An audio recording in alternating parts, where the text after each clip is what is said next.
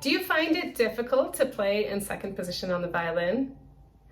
The best way to get to know a position is to study scales and to play scales within that position without shifting out of it. In this video, I'm going to teach you how to play all the possible major scales in second position on the violin. Hi, I'm violinist Heather Kaye, and I specialize in working with dedicated adult violinists who want to improve their violin technique and effortlessly play with gorgeous tone.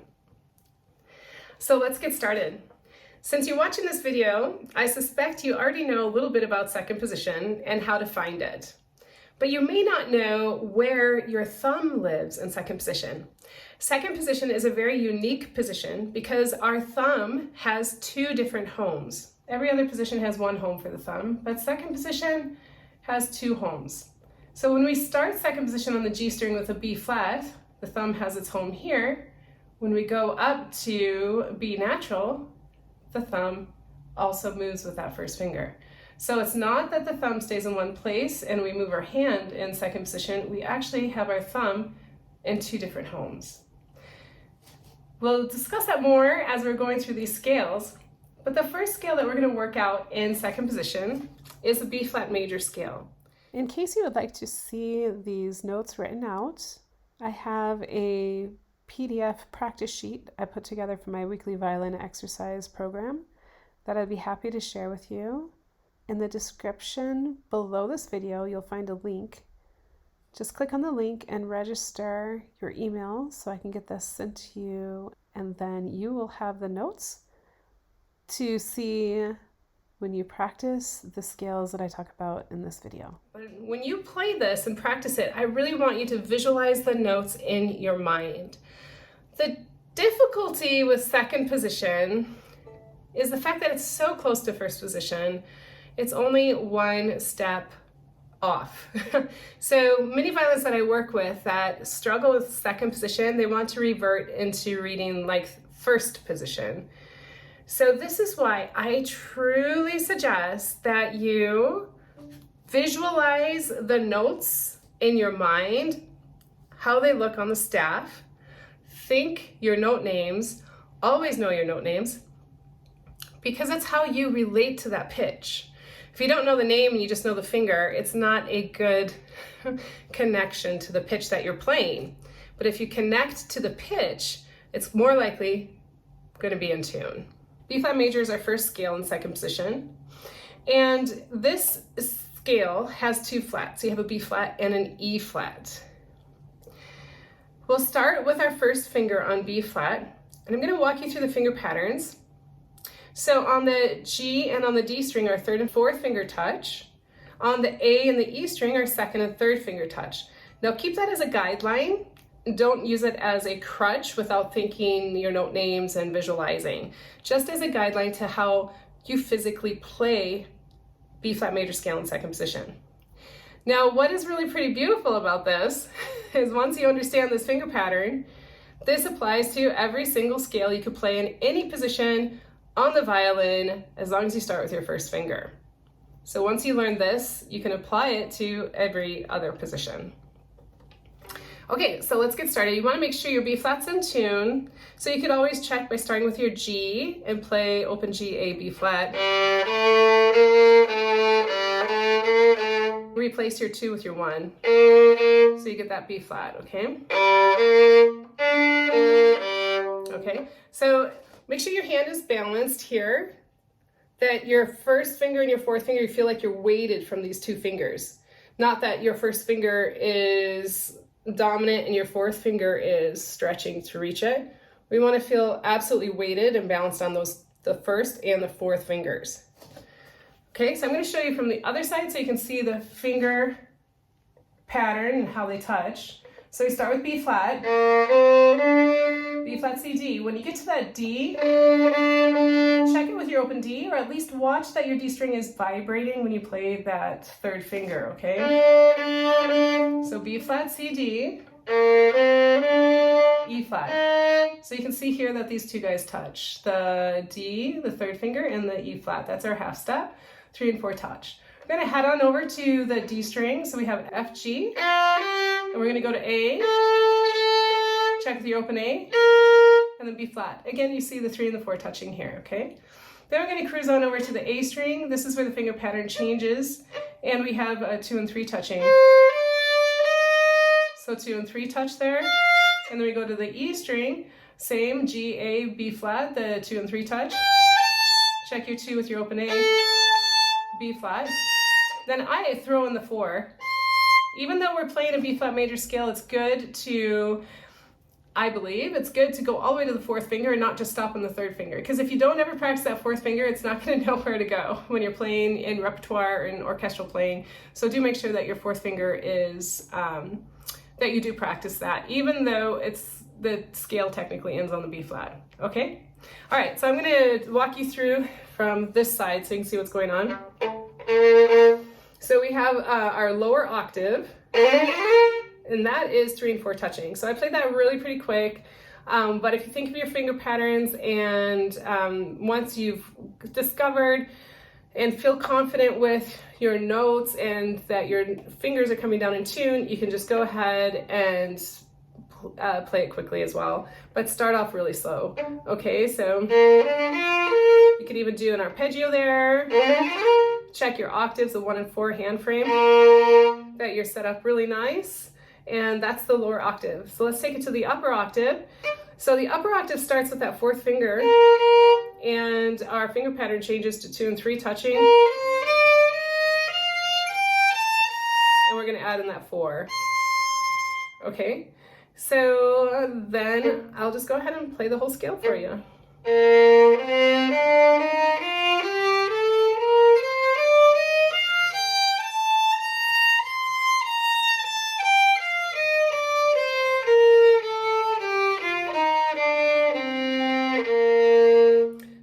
Listen that every single note that resonates with an open string is really resonating and in tune.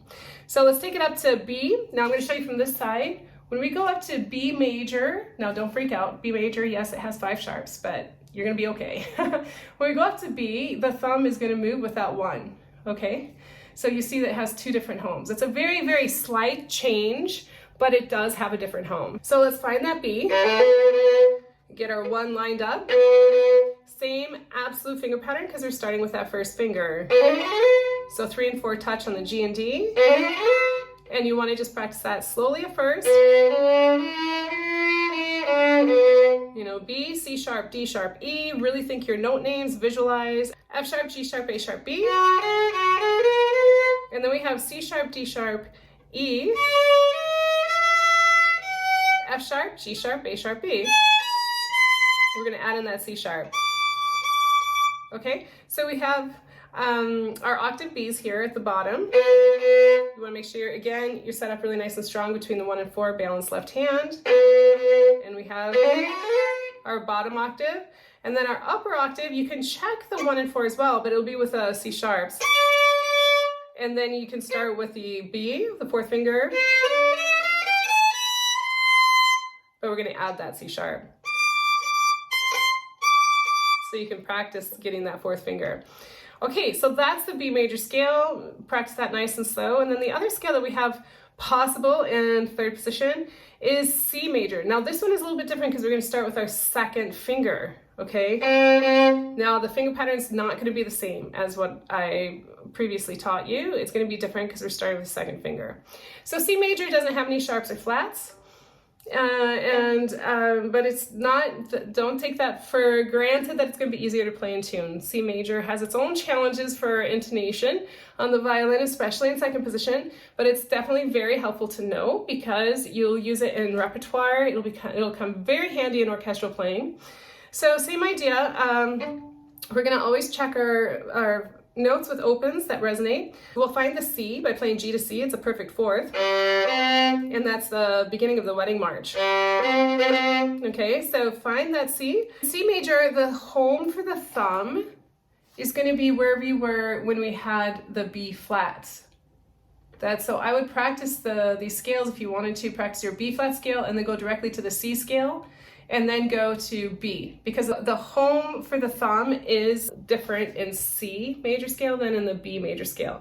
So practice your B flat, then you can go right into your C and then go back to the B, or go B flat B to C, but just make sure your thumb does adjust when you're playing the C. If you ever find that you're playing something not 100% in tune as you would like, always stop and go from the note before and work out those two fingers.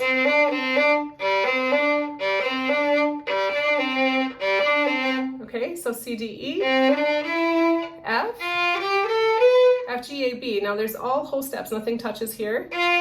Check your 2 with your open G. Check your 3 with your open A. And then on the A string we have C, D, E. Check your 2 with your open D. Check your 3 with your open E.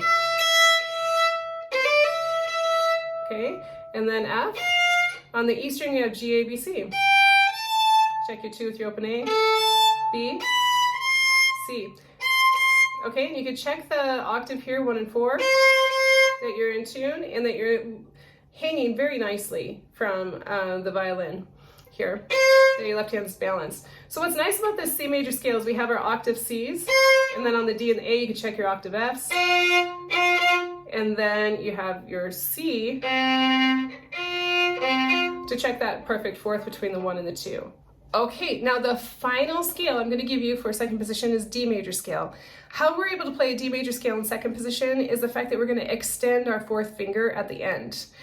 So I'm going to walk you through that. This starts on the 3rd finger on the G string. So you can find that and check that your 3rd finger matches up with your open D. And then we have D, E, and then we go to F sharp, F sharp, G, A, so the 1 and 2 touch there, okay? A, check your A with your open A, B, C sharp, so the 1 is going to come down high with the 2, close to the 2 they're going to touch. Check your 2 with your open D, E, F sharp, but check your E with your open E. I didn't check it because the E was so ringing, so if you hear that your open strings are really ringing, you don't need to check it. And then G, A, check your A with your open A, B, C sharp, and D. Now this is a little tricky, this extension here, so you can practice that C sharp to D. Check your D with your open D, make sure you're not getting sharp, that you're not moving your hand to find that extended 4, that it's really just the 4 working. C sharp, D, C sharp, D, C sharp, B, A, G, F sharp.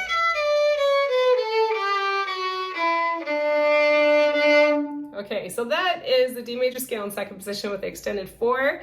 You now have 4 different scales you can play in second position, all the major scales. You can easily turn them into minor and practice your arpeggios. If you practice this and you visualize, second position is going to be a lot easier for you if you follow these tips in this video. Have fun studying second position. Ciao!